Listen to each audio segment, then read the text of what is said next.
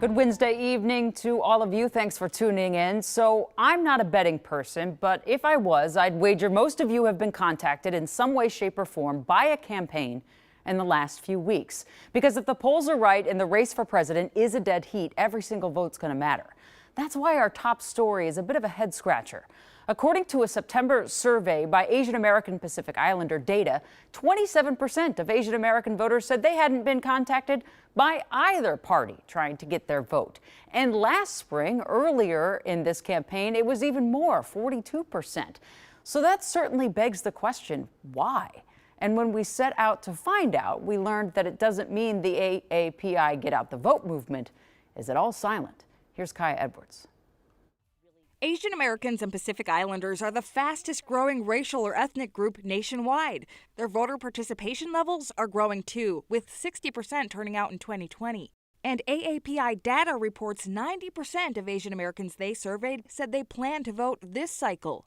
And yet, candidates are not reaching out to Asian Americans, which is a huge mistake. Tao Mei Zhang, executive director of the Coalition of Asian American Leaders, says the Asian vote is underappreciated, even though there are more than 200,000 eligible Asian voters in Minnesota. Neither the Democratic or Republican parties have been reaching out in huge numbers. I think they're sending general mailers to everyone, but they need it in their native language. Yeah, CAPI's taking a look at that as well, too. We have a voter education workshop right after Election Day. That's why Cal is partnering with 2 more organizations to keep voter turnout high and reach anyone candidates or advocates missed. Many of our communities are still facing barriers to go to vote. Zor Zhang is from Asian American Organizing Project, which focuses on engaging metro area teens and young adults. There's been more time than I like to admit in terms of when I was having conversation over the phones of voters being surprised that they can take time off to go and vote, or they can bring the kids to the polling locations, or they can even bring someone to translate for them. In Ramsey County,